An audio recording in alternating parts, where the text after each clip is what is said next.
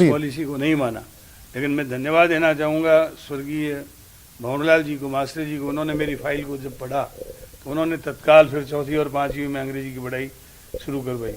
और महात्मा गांधी स्कूल वगैरह जो हमारी सरकार ने खोले हैं वो निश्चित रूप से बहुत अच्छे काम हैं। बस अब अगर बात की जाए शिक्षा भी आपको दी है, हमने अभी हाल ही में 60,000 भर्तियों की घोषणा की है और शिक्षा से जुड़ी हुई भर्तियों की चर्चा बहुत रहती है।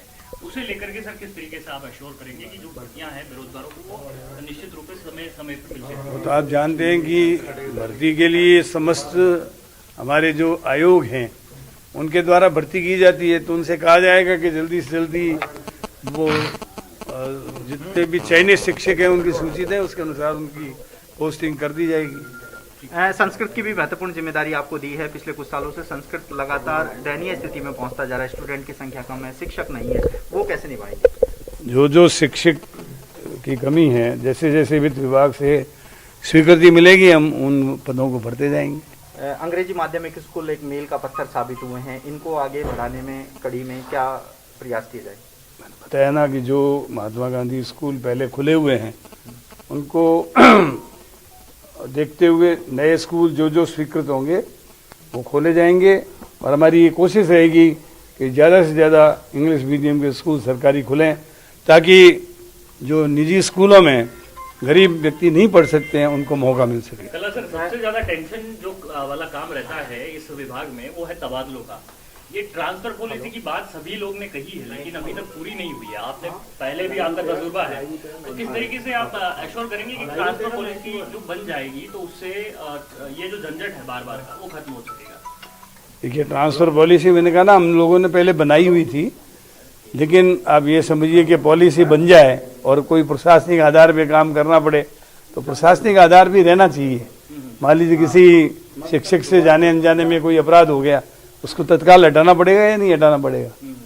तो पॉलिसी भी अपना काम करेगी और प्रशासनिक अपना काम करेगा। सर, पहले के जो आपका कार्य रहा है शिक्षा में, उसी को देखते हुए एक बार फिर से भरोसा जताया गया है कि शिक्षा आपको सौंपी जाए, इसको लेकर क्या कहेंगे? मुख्यमंत्री जी का जो विश्वास रहा है वो तो ऐसा है, मुख्यमंत्री जी जिसको जो विभाग दे उसमें उसको काम करना है।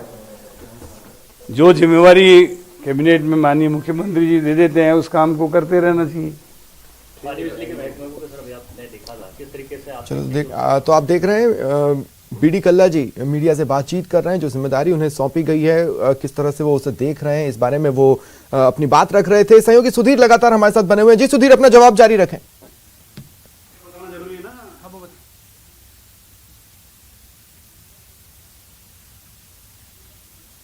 सुधीर, मेरी आवाज आप तक पहुंच रही है?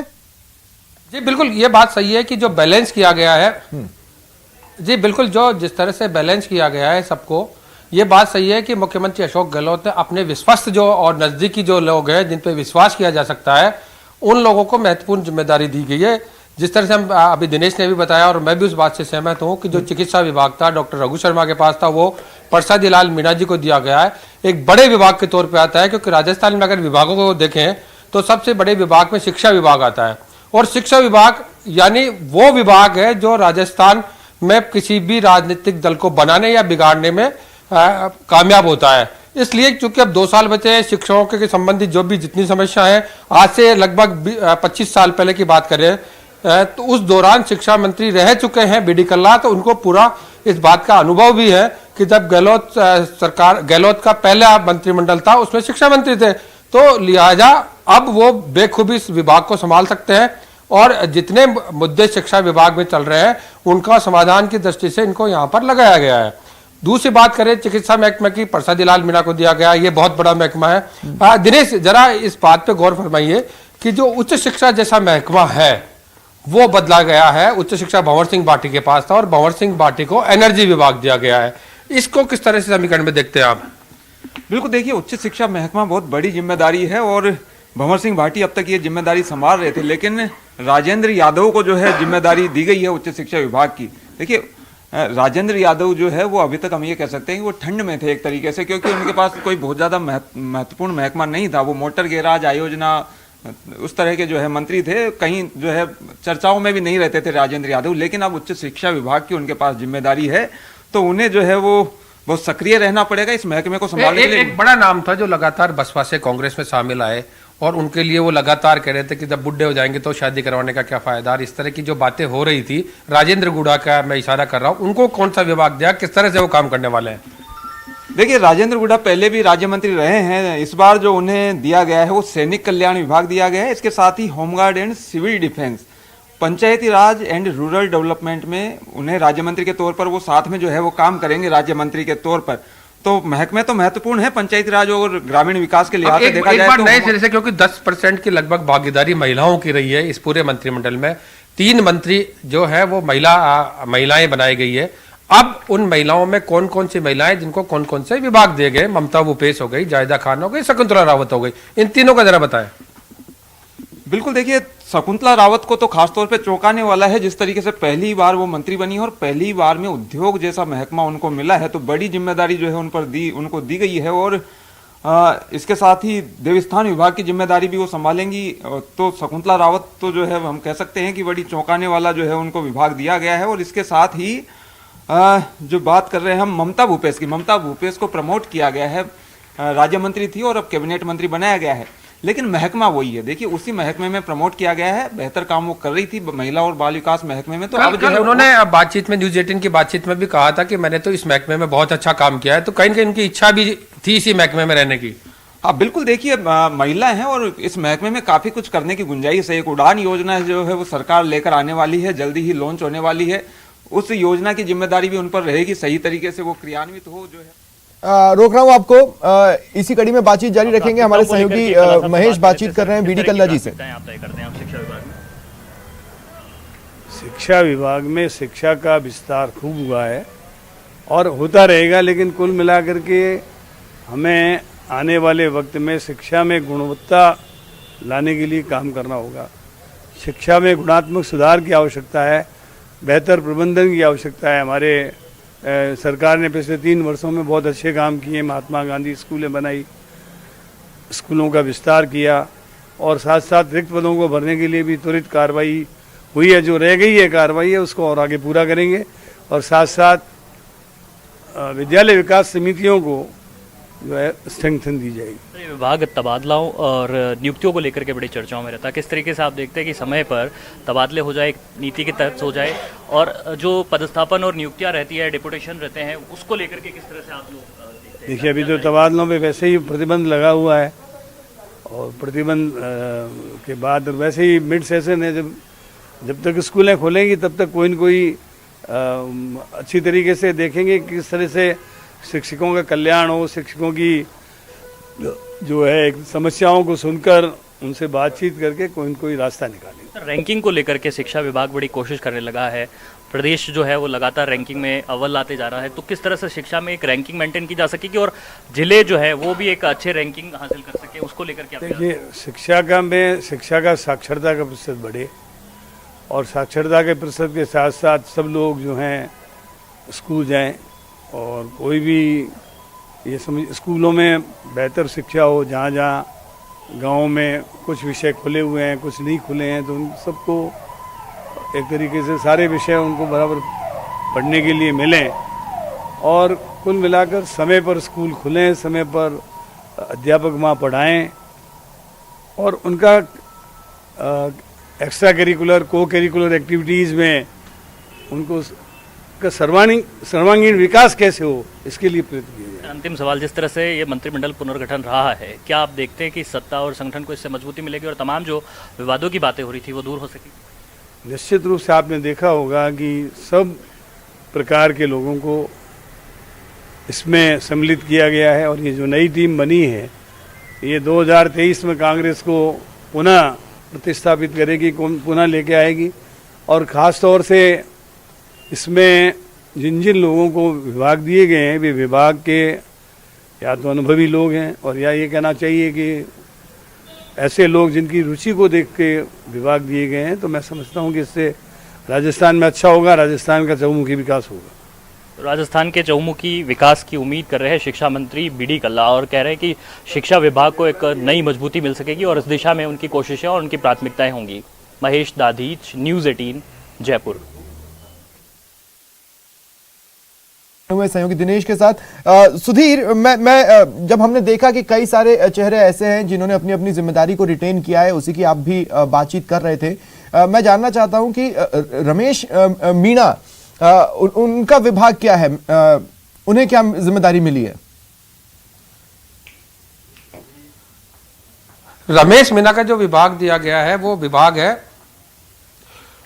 माफ कीजिएगा एक बार दिनेश, रमेश मीणा जी के पास कौन सा विभाग दिया गया? पहले भी गहलोत मंत्रिमंडल में वो रहे हैं, और इनको जो विभाग दिया गया है वो किस तरह से पूरा इसको आप देखते हैं? देखिए, रमेश मीणा जो है पहले खाद्य और रसद विभाग की जो है वो जिम्मेदारी संभाल रहे थे और कैबिनेट मंत्री के तौर पर इन्हें शामिल किया गया है फिलहाल जो है। और अब अभी प्रताप सिंह खाचरियावास के पास रसद विभाग की जिम्मेदारी आ गई है, लेकिन अब इस बार किस तरह की उनको जिम्मेदारी दी गई है, क्या कुछ उनका रहा है इसमें? देखिए, प्रताप सिंह खाचरियावास को फूड एंड सिविल सप्लाईज की जो है वो जिम्मेदारी दी गई है, खाद्य और रसद विभाग की। तो रमेश मीणा, देखिए रमेश मीणा का आप जिक्र कर रहे थे, रमेश मीणा को बड़ी जिम्मेदारी दी गई है पंचायती राज और ग्रामीण विकास विभाग की। ये विभाग पहले किसके पास था? देखिए, पहले जो है वो सचिन पायलट जो है वो इस विभाग की जिम्मेदारी संभाल रहे थे, लेकिन जब से सियासी संकट हुआ, सचिन पायलट बाहर हुए, उसके बाद किसी के पास ये विभाग जो है पूरी तरीके से वो जिम्मा नहीं संभाल रहे थे। मुख्यमंत्री खुद ही इसकी मॉनिटरिंग कर रहे थे अपने स्तर पर। तो अब ये विभाग जो है वो रमेश मीणा को दिया गया है और ये बहुत बड़ा डिपार्टमेंट है। देखिए, पूरा जो है ग्रामीण विकास ये इस पर जो है डिपेंड करता है, पंचायती राज पर खास फोकस रहता है सरकारों का। ग्रामीण विकास की इबारत किस तरीके से लिखी जाती है ये पूरा तय करता है ग्रामीण विकास विभाग, और ये महत्वपूर्ण विभाग है, बहुत ही महत्वपूर्ण विभाग है ग्रामीण विकास विभाग। ये माना जा रहा था कि महेंद्रजीत सिंह मालवीय के पास संभवतः ये विभाग जा सकता है, लेकिन ये विभाग आया है रमेश मीणा के पास। एक बार दिनेश, हम पूरे जो मंत्रिमंडल की जो सूची है 30 सदस्य पूरे मुख्यमंत्री समेत पूरे मंत्रिमंडल में है, इनको एक एक करके जरा इन पे समीक्षा कर ली जाए। बीडी कल्ला का महकमा था जो 2 बड़े विभागों को एक साथ संभालते थे, एक था एनर्जी डिपार्टमेंट और दूसरा था जल संसाधन विभाग। दोनों विभागों की जिम्मेदारी को संभालते थे, लेकिन अब उससे बड़ा डिपार्टमेंट उनके पास दे दिया गया है शिक्षा। ये बदलाव कैसे देखते हैं? देखिए, शिक्षा विभाग प्रदेश का सबसे बड़ा विभाग है। तकरीबन 8 लाख कर्मचारी होते हैं प्रदेश में, उसमें से 4 लाख अकेले शिक्षा विभाग में होते हैं। और शिक्षा विभाग को चलाना ये है कि आप देखिए तलवार की धार के समान है, क्योंकि शिक्षा मंत्री जो भी होता है वो निशाने पर होता है हर बार। हमने देखा डोटासरा के साथ भी किस तरीके से जो है उनको घेरा जाता रहा है। और मंत्री बीडी कल्ला के पास अनुभव है शिक्षा महकमे को संभालने का, पहले ये मंत्री रह चुके हैं इसी विभाग के। तो हम ये कह सकते हैं कि बीडी कल्ला को 2 विभाग महत्वपूर्ण विभाग थे उनके पास पहले भी, जलदाय विभाग और ऊर्जा विभाग, उनसे हटाया गया है, लेकिन एक बड़ी जिम्मेदारी एजुकेशन डिपार्टमेंट के तौर पर उनको दे दी गई है। इसके साथ ही जो उनके कला संस्कृति महकमा था वो उनके पास यथावत रखा गया है, वो सेकेंडरी वो है, लेकिन सबसे प्राइमरी विभाग, सबसे ज्यादा जो ध्यान केंद्रित करना होगा बीडी कल्ला को, वो शिक्षा विभाग के प्राइमरी एंड सेकेंडरी एजुकेशन, सबसे बड़ा महकमा जो है प्रदेश का। दूसरी बात करें, शांति धारीवाल वो नाम था जो बिल्कुल निष्पक्ष होकर घूम रहे थे। हमारे संवाददाता बाबूलाल धायल ने उनको सेंट्रल पार्क में इंटरव्यू किया, कोई किसी तरह की चिंता फिक्र उनके चेहरे पर नजर नहीं आ रही थी, और उनको कम से कम मैं आपको रोक रहा हूं, आप शांति धारीवाल जी की बात करना चाहते हैं, मैं उसी पर आपसे बातचीत करूंगा। महेश दादी, विभागों का बंटवारा भी हो गया है और मंत्रिमंडल पुनर्गठन जिस तरीके से रहा है, सबसे पहले तो पीडब्ल्यूडी विभाग, इसे किस तरह से आप अपनी प्राथमिकताओं में लेंगे, क्या क्या अपनी प्राथमिकताएं तय करेंगे? देखो, अभी डिपार्टमेंट मिला है, ऑर्डर है, मैं तो आभार प्रकट करना चाहूँगा मेरे हाईकमान और माननीय मुख्यमंत्री जी का कि जिस तरीक़ा से मुझे जो जिम्मेदारी सौंपी है, और मैं कोशिश करूंगा कि जिम्मेदारी को मैं पूरी ईमानदारी निष्ठा के भावना से निभाऊं।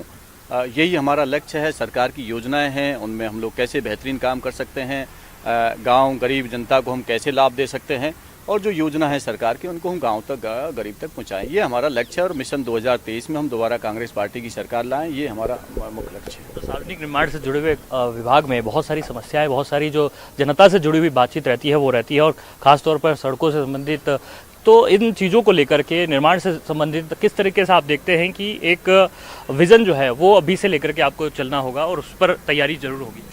अब ये सब लोग, हम लोग माननीय मुख्यमंत्री जी के नेतृत्व में जब मीटिंग्स होंगी उसमें हम लोग देखेंगे, अधिकारियों के साथ बात करेंगे कि भाई कैसे कितनी हम लोग योजनाओं के द्वारा सड़कों का निर्माण कर सकते हैं और कितना बजट कैसे कैसे कहाँ वो स्वीकृत हो सकता है, ये हम अपनी तरफ से कोशिश करेंगे। आज तो कहने को क्या है, अभी तो मंत्रालय मिला है, मंत्रालय मिलने के बाद मीटिंग होंगी, अधिकारियों के साथ बैठकें होंगी, उसके आधार पर हम लोग अपनी रणनीति तय करेंगे। अच्छा सर, जो मंत्रिमंडल पुनर्गठन रहा है और जिसमें और जो सलाहकार भी नियुक्त किए गए हैं, अभी संसदीय सचिव भी नियुक्त किए जाएंगे, किस तरीके से आप देखते हैं कि सत्ता और संगठन को जो है इससे एक मजबूती मिलेगी? क्या इसे आप अगले चुनाव की तैयारी के तौर पर देखें?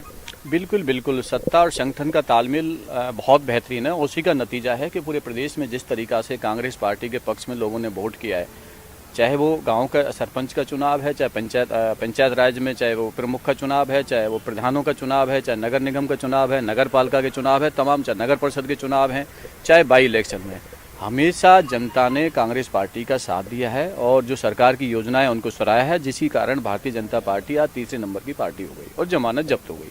सर, कई बात जो ये सामने आती है कि जिस तरीके से जो है स्टेट पर टोल की जो समस्या है उसको लेकर के भी लगातार बीते दिनों भी जो विरोध देखने को मिला और कई जगहों पर यह है कि पीडब्ल्यूडी की जो सड़कें हैं उसे लेकर के भी जो है काम किया जाना है।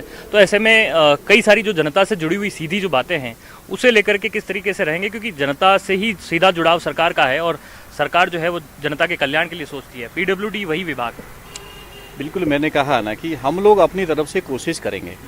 मैंने कहा ना, अधिकारियों के साथ मीटिंग करेंगे, मुख्यमंत्री जी के साथ हम लोग जो उनके दिशा निर्देश मिलेंगे उन दिशा निर्देशों के अनुसार हम लोग जो बेहतरीन काम कर सकते हैं वो बेहतरीन काम करेंगे, कोशिश करेंगे, अपनी तरफ से कोशिश करेंगे। आज तो ऑर्डर है, आज कहने को क्या कर सकते हैं, कैसे क्या योजना बनेगी, उनको कैसे क्रियान्वित करेंगे, ये एजेंडा आगे तय होगा और उसके बारे में फिर आगे आपको बता देंगे। तो एजेंडा आगे तय होगा, ये कहना है कैबिनेट मंत्री भजन लाल जाटव का, जो पीडब्ल्यूडी विभाग के मंत्री हैं और अब कह रहे हैं कि आने वाले दिनों में इस विभाग में अपनी पुरजोर तैयारियां करेंगे और ज़्यादा से ज़्यादा जनकल्याण के जो काम है वो करने की योजना होगी। इसके साथ में ये भी कह रहे हैं कि जिस तरह से मंत्रिमंडल पुनर्गठन हुआ है उससे सत्ता और संगठन दोनों को मजबूती मिलेगी और इसके साथ में अगले चुनाव की जो तैयारी है वो भी देखी जा सकती है। महेश दाधीच, न्यूज़ 18 जयपुर। चलिए एक बार फिर सहयोगी सुधीर आपका रुख कर रहा हूं मैं। सुधीर, आप बात कर रहे थे शांति धारीवाल जी की। मैं एक छोटे सा इंसिडेंस याद दिलाना चाहता हूं। अभी कुछ ही दिनों पहले की बात है, एक मंच पर सीएम अशोक गहलोत ने कहा था अगली सरकार हमारी आने वाली है और देख लीजिए यही शांति धारीवाल जी इसी पद पर होंगे और यही जिम्मेदारी संभालेंगे।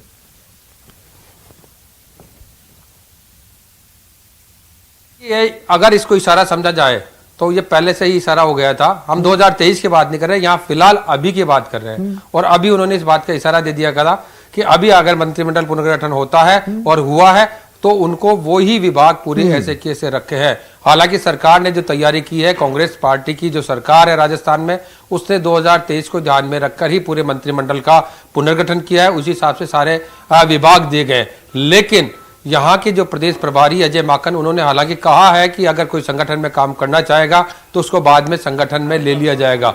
यानी एक बार फिर से मंत्रिमंडल के उनके बयान के बाद ये हो सकता है कि जो मंत्री परफॉर्मेंस जिनकी पुअर रहने वाली है उनको बदला जा सकता है। ये भी एक बात सामने है। शांति धारीवाल जी के जो विभागों की बात कर रहे थे वो विभाग यथावत रखे गए हैं, क्योंकि उनके विभागों की बात पहले ही मुख्यमंत्री जी खुद ही सार्वजनिक रूप से कह चुके हैं। तीसरा बड़ा नाम आता है कैबिनेट मिनिस्टर में प्रसादी लाल मीणा, जो कि उद्योग मंत्री थे, इससे पहले वो सहकारिता मंत्री भी रहे हुए हैं और काफी विश्वास पात्र भी के रूप में इनको देखा जाता है। सरकार में कांग्रेस के वफादारों में माना जाता है एक तरह से।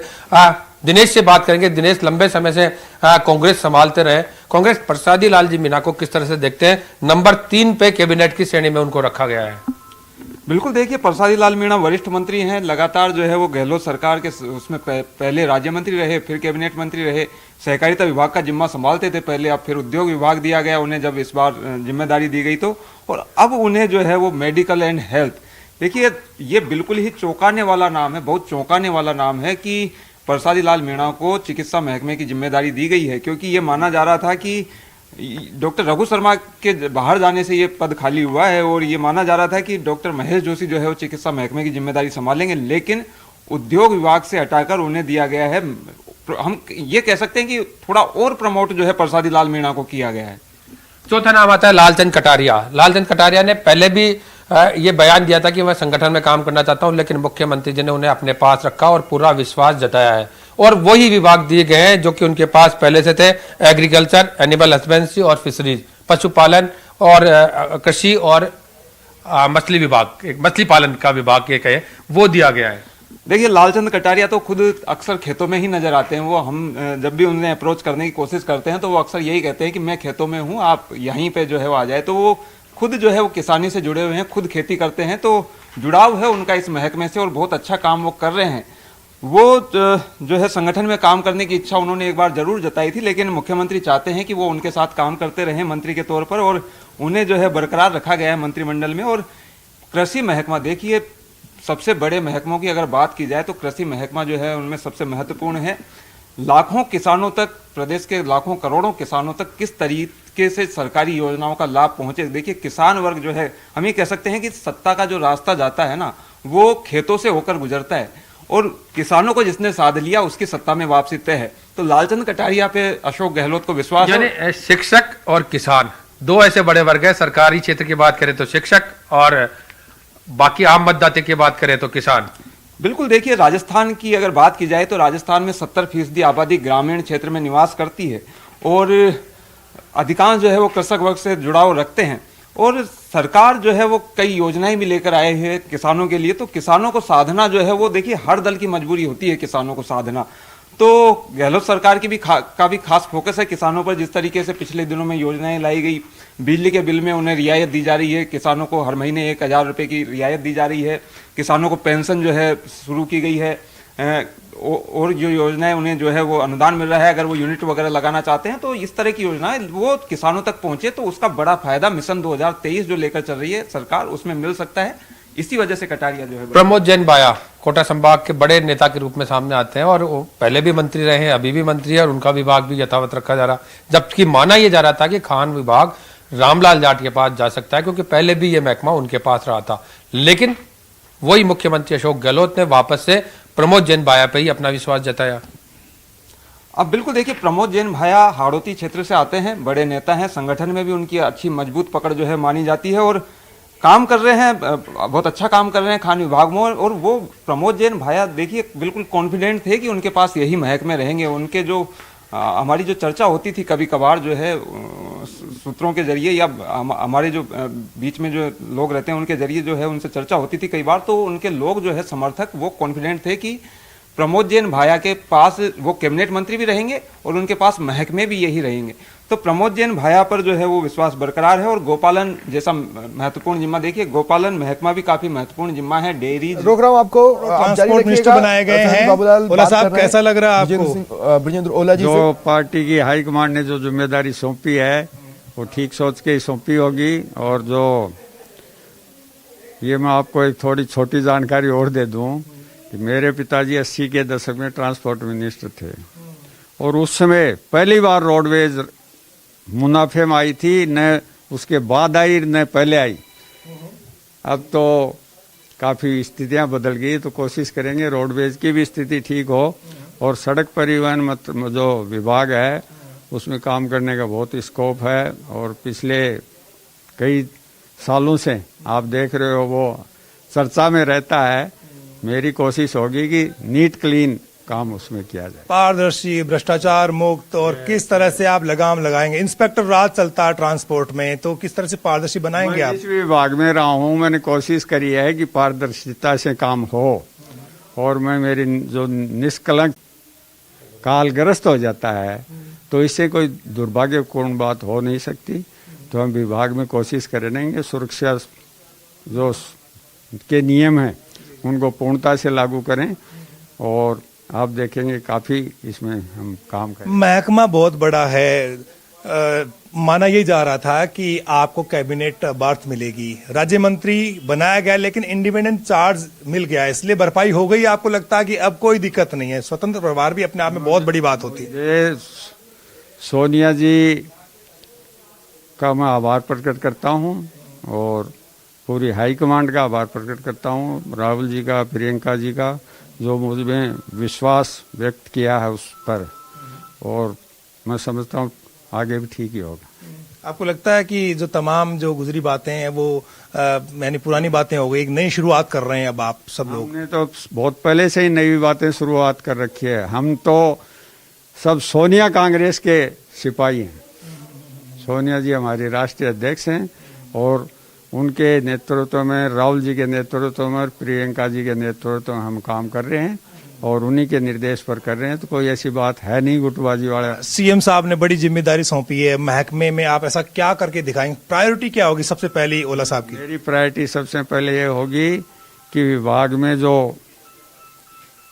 कुछ बातें ऐसी सुनी जाती हैं उनको दूर किया जाए, आम जन को सुविधाएं मिले, सड़क सुरक्षा में काम आगे बढ़े और जो सबसे ज्यादा जनता का इस विभाग से काम पड़ता है उनको राहत मिले।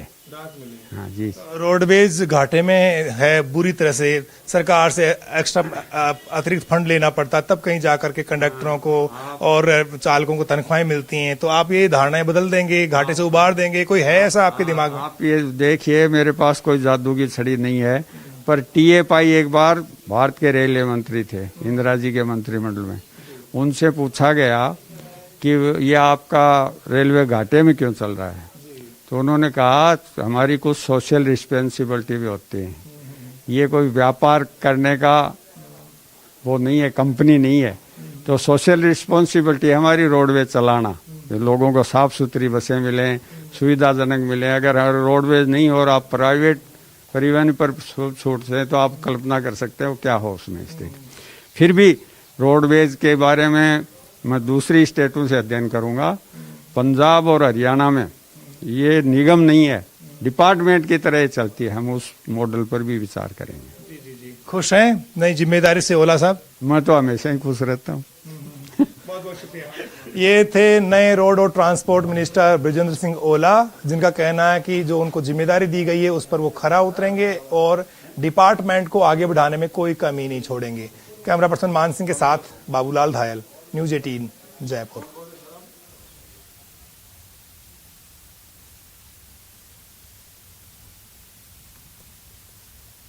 और चलिए यहां पर रुकते हैं एक ब्रेक के लिए।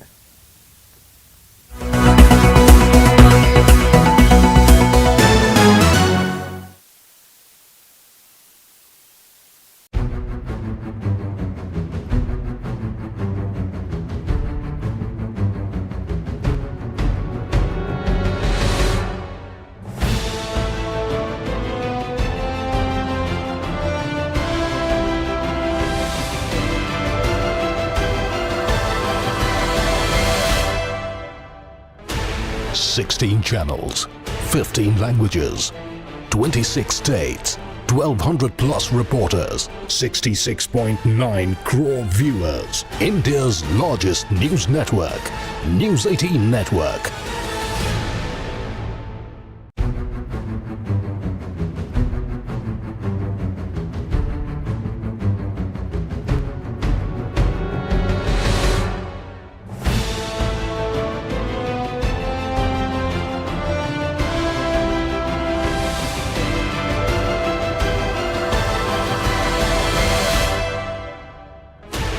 Sixteen channels, 15 languages, 26 states, 1,200 plus reporters, 66.9 crore viewers. India's largest news network, News 18 Network.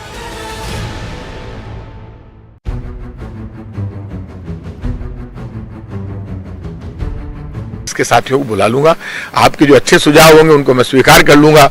जिसका भी किसी का अच्छा सुझाव फूड एंड सप्लाई को लेकर वो बता दें, वो सारे सुझाव मैं लागू कर दूंगा। कंज्यूमर अफेयर्स की जिम्मेदारी दी है साथ में आपको, उपभोक्ताओं के अधिकारों की रक्षा के लिए क्या? उपभोक्ताओं के अधिकारों के लिए आज तक मैं लड़ा हूं और वो डिपार्टमेंट मुझे मिल गया है, तो अब जिसकी शिकायत होगी उसका काम कर देंगे, आप क्यों चिंता कर रहे हो। निश्चित तौर पे हमारे साथ परिवहन मंत्री हैं, लाइव जुड़े हुए हैं। साहब जी लाइव जुड़े हुए हैं, बड़ा डिपार्टमेंट है, पहले आपने जिम्मेदारी